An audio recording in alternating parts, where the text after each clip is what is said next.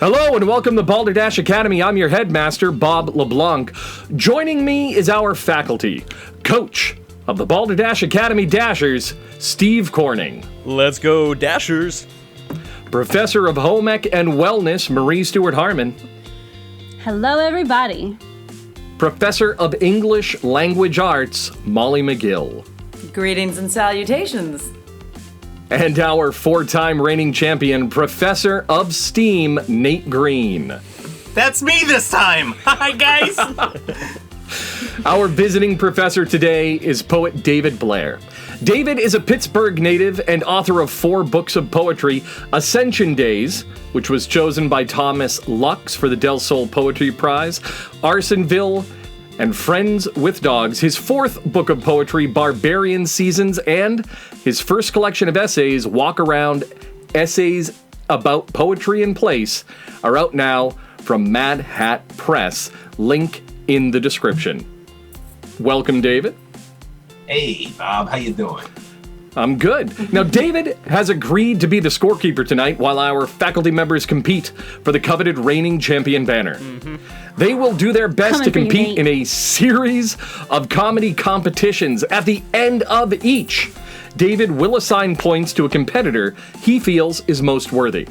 He's not looking for the correct answer, but the best answer. The points are arbitrary and can be given to anyone for any reason.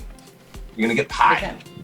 I love That it. works. I love pie. All right. Pie? Like a traditional pie or like a pizza pie? Because one of those I will fight for. The way we have been going, it's usually humble pie, so I'll take whatever we can get. At the end of the show, the faculty member with the highest point total will be named the reigning champion. Our current champion is 4-time reigning champion Nate Green. How did that happen? I don't know. Everyone loves Nate. Everybody loves Nate. So that Brown sound noser. means it is now time for a pop quiz. Our first pop quiz is from Professor Molly McGill of English Language Arts. Molly? Oh, so lovely to see all of you again, faculty. Hello, hello, and welcome, David, to joining us tonight, visiting professor. So I'm going to kick it off, as we always do, with our word of the day. I'm going to say the word of the day. Faculty, you're going to tell me what you know that this word means. David, we're going to figure out which one you like the best, and you're going to award your pie from then on.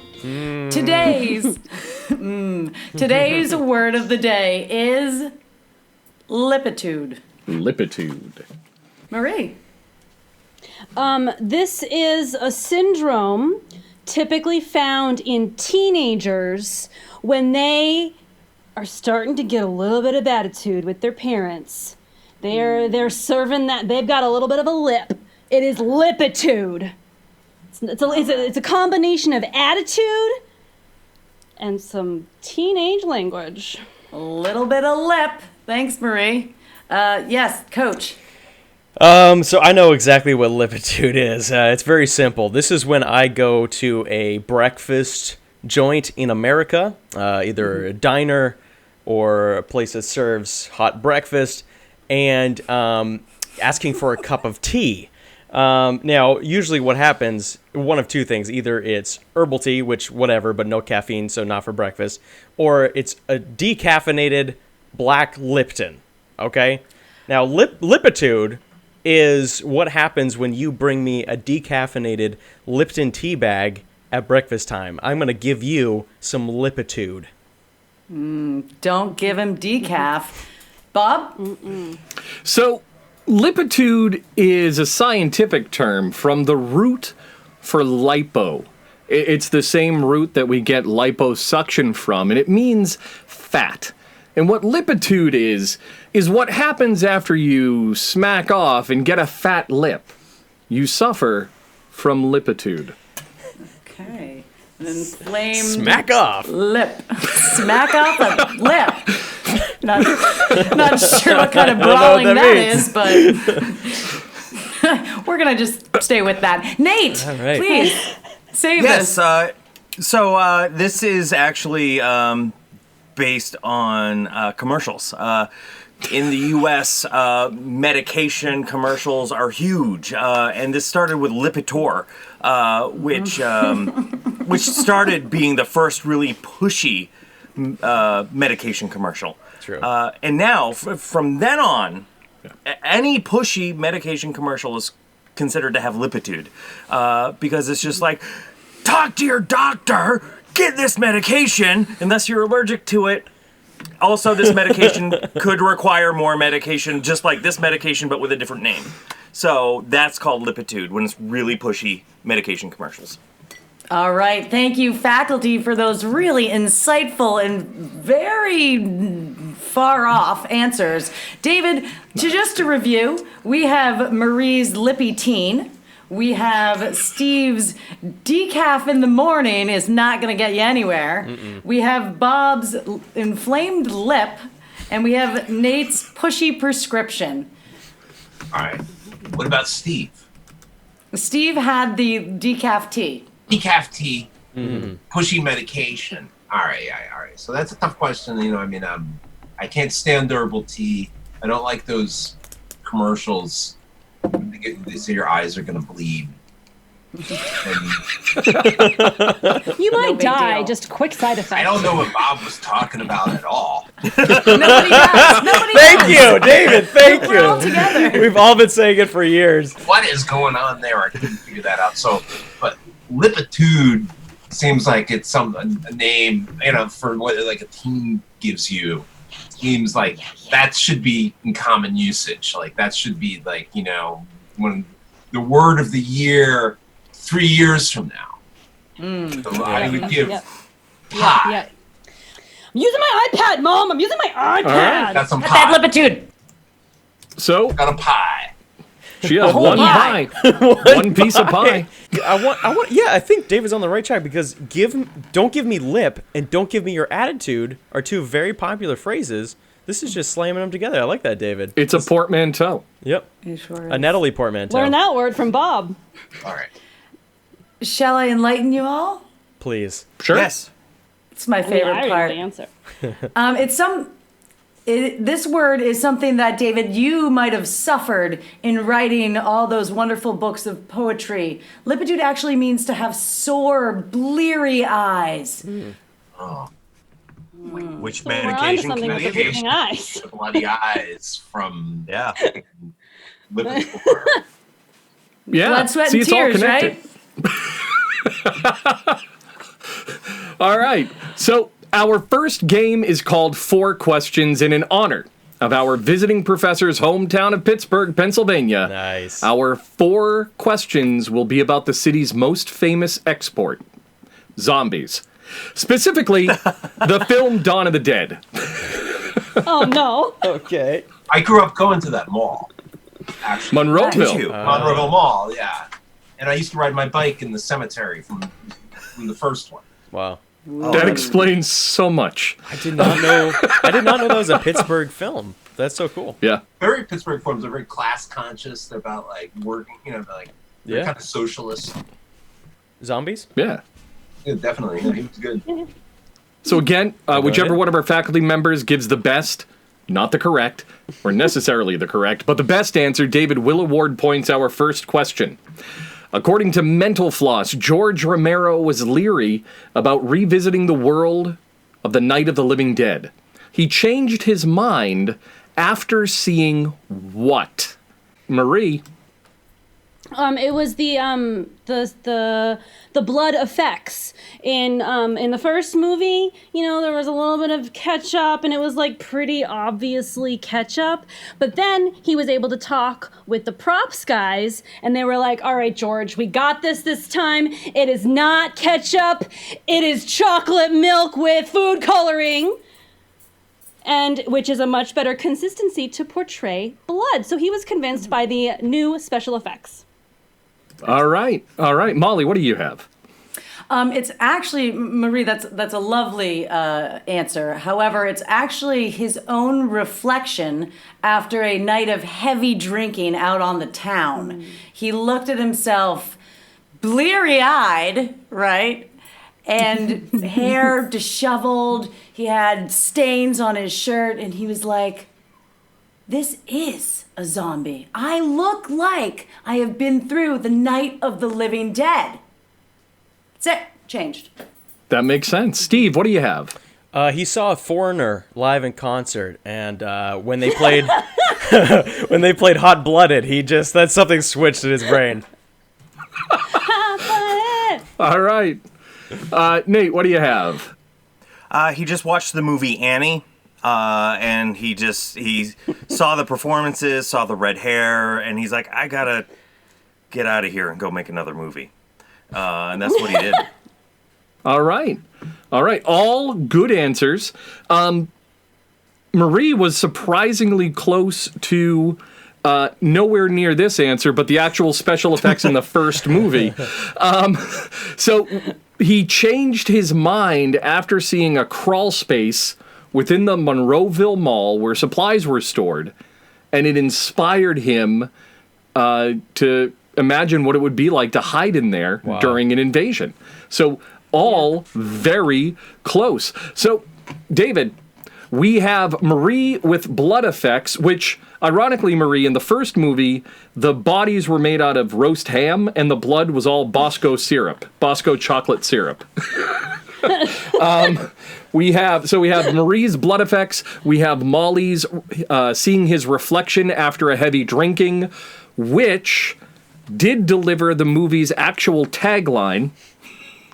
He thought of the very famous "When Hell is Full, the Dead Walk the Earth" after a night of heavy drinking trying to finish the script. Wow. We saw Steve, he saw Foreigner, and particularly like Hot Blooded, and we have Nate, that he saw Annie, and particularly liked the red hair. How would you like to score? Yeah.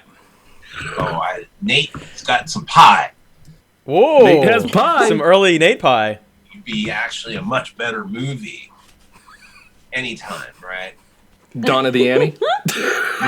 Oh, George Ramirez. Annie was eating that ARF dog, Sandy, Daddy Warbucks, woman who runs the orphanage, all the other orphans. It would be the story. I'm fine with the orphans, but not the dog. A zombie orphanage? Has anyone done that yet? Zombie. Yeah. Right. Great advertising idea for it. Tomorrow. And it's... Tomorrow. I'll eat you tomorrow. Definitely. Zombie. It's only a day away. Love ya. It's only Tomorrow. the sun won't come out. Our next question, we need to get Shawn French on that. Our next The question. dead'll come out. We could go all night. We could really go all night. Being widely credited at creating the modern horror staple, George Romero developed the ghouls' performance by doing what? Molly? Oh, I'm so glad you called on me first. By making sure that they all ate a very healthy breakfast of oatmeal, and then before they went on to perform, rolled around in a nest of fire ants. That way they were all twitchy and weird right when they needed to be. That's the kind of method acting you need. Steve, what do you have?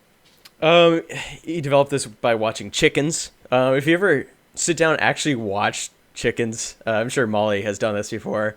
It is just one of the weirdest, mind-opening experiences you'll ever have.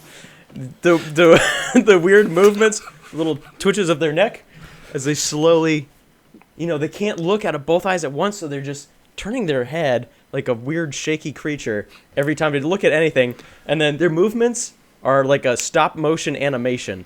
So I think he developed the ghoul style based on chickens. So George Romero gave a cluck. Nate, what do you have?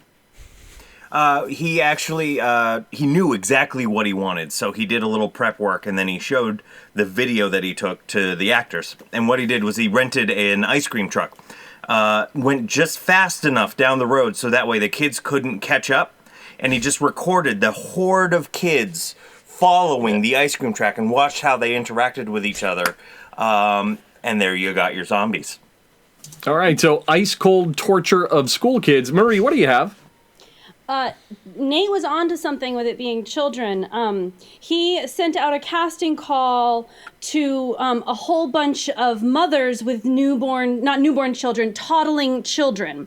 And this casting call, he got all of the kids milk drunk, put them down for naps, and as soon as they fell asleep, he woke them back up and made them take their first steps.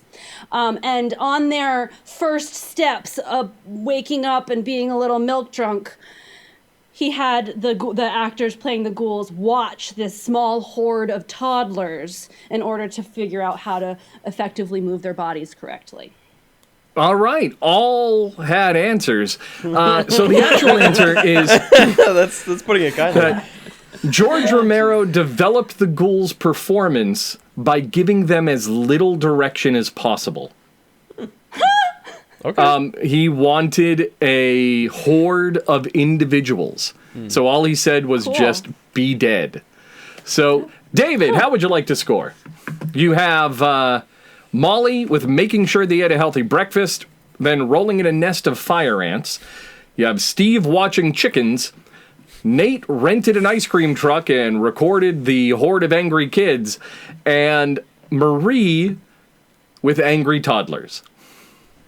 Well, when you watch Night of the Living Dead, the scariest zombie is the little kid, by far. Yep. Mm-hmm. And we know any zombie is really good. So I think Marie's on something. Get some pie. Wow. Toddler zombies with that. Marie with pie. Would be terrifying. I want some The pie. It child sounds great. zombies, by the way, were Tom Savini's nieces. So Well, there you go. that's what research gets you. Oh, says Molly, knowing definitely who Tom Savini is. Oh, wow, that's an interesting fact. Oh, yes, Tom. We go way back. So the Monroeville Mall was a working mall during the shooting of the film, as alluded to by David. Now, because of that, the scenes were all shot at night. So, how did the film crew know that night's filming was over? Steve, what do you have? The director yelled cut. The director yelled cut. Nate, what do you have? They had all of the children's toys in the center of the mall, like the little roundabout things, the horses, I don't know, whatever you put the quarter in, although it's like $1 now. But anyway, they all turned on at a certain time. So once you heard the children's music playing in the air, they knew they had to stop filming or just film a different movie entirely. All right, Marie, what's your answer? They didn't. They did not stop filming. Right. The footage for the film, it's like a month long, and they had to use several tapes. And eventually, they realized that they were going to need to take shifts of the filming. So there is many cameramen that went uncredited in that film as they had to step in and continue the continuous filming. That makes sense. Continuous filming. Molly, what's your answer? It was actually Debbie LaMontagne, the Monroeville Mall head security cop. She would arrive bright and early every morning to open up the mall, and with a howdy, hey, all the mall's open. And they'd say, oh, that's it, Debbie's here, time to wrap. Debbie. All right. So once again, we have somebody disturbingly close with the actual answer. So the film crew knew that the night's filming was over simply because the mall's music would start at 7 a.m. and no one in the crew knew how to shut it off. Sounds right. So, David, we have Steve with the director yelled cut. We have Nate with all of the children's rides music turned on. We have Marie with they didn't. And we have Molly with Debbie LaMontagne, mall security cop. How would you like to score? It's got it, because that ride music is music, right? So I mean, Yeah. that's exactly right. It starts up, you gotta stop as you're in, raindrops are falling on my head or something like that. That's honestly, of all the songs you could have picked, that is like definitely the. Yeah. Exactly right. I hear. That's see, another I want to see Singing in the Rain made into a zombie movie now. I don't. I think we know our next project, guys. I will say, I don't know, a lot of us are local to Maine. And if you go to the Auburn Mall in Auburn, Maine, it's usually totally dead, and they still have some of these rides in one section. And sometimes you'll be alone walking through the dead end of this mall, and you will just hear like this roller coaster simulator ride for kids, just like has sound effects of children screaming. So you'll just be walking through, you know, raindrops keep falling on my head, and then you'll just. It was really weird because it had an ice skating rink in it, right? And then they got rid of it in the 80s, but it would always be like, you know, you would go out there and you would see people ice skating in the middle of the summer and things like that. There's also like a lot of plants, you know, it smelled like, you know, like, I don't know, like the like an indoor botanical garden or something like that. It was a very strange place. Our last question in 4 questions. Galen Ross, who played one of the main characters, Fran, in the film, refused to do what, Nate? Zip up his zipper on his pants. He just liked the open barn door feeling. And you know, for the wide shots, it made it difficult, but you know, they made it work. All right. Marie, what's your answer? He refused to die. Originally, he was scripted to be bitten and die at the end of the movie, but he refused. He was able to convince George Romero that his acting was so phenomenal that he was like destined to be in the next one as well, and so he refused to be murdered off. So the zombie refused to die. Molly, what do you have? Yes. He refused to chew with his mouth closed. It became a big problem in the catering tent. People were talking about it. People were whispering behind his back. People were super grossed out. People are starting to shun him. And it's kind of a big deal, but the guy just wouldn't do it. That works. Steve, what's your answer? Everyone knows this. He refused to wear a seatbelt. You know, he's one of those guys. Loves his rights. You can't tell him what to do. And so, of course, he moved to New Hampshire, where he can ride around in his truck strap-free. No mask for him either. Probably. No mask, no strap. So, again, we had a number of answers. So Galen Ross played Francine in the film.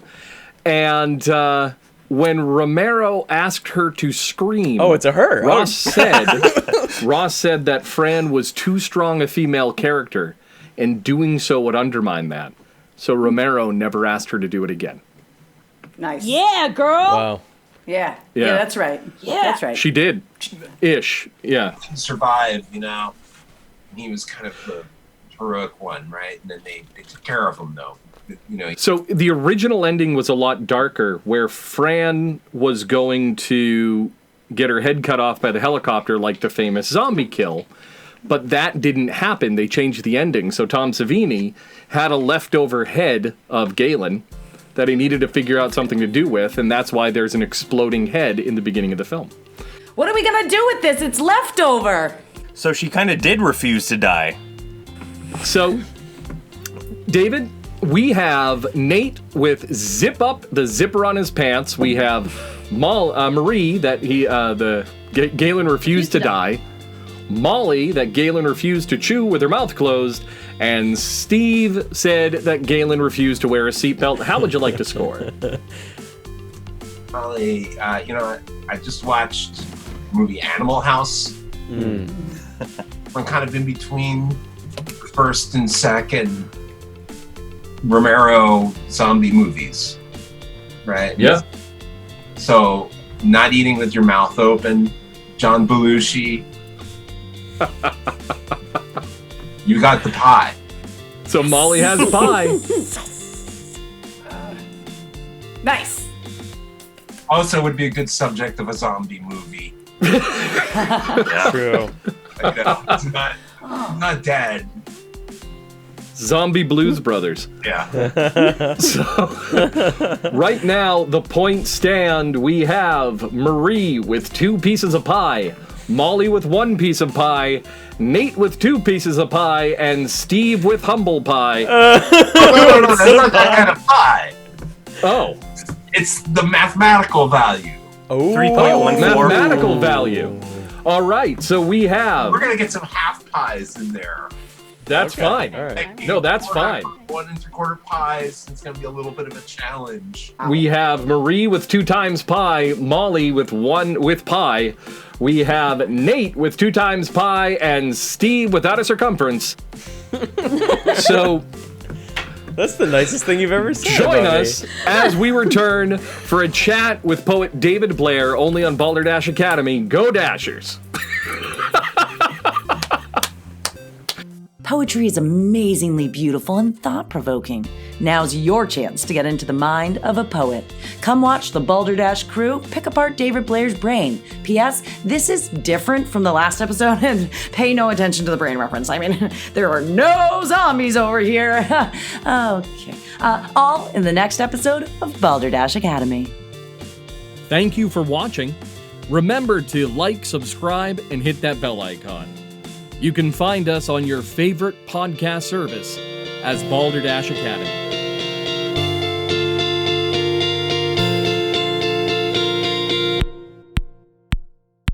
Go Dashers!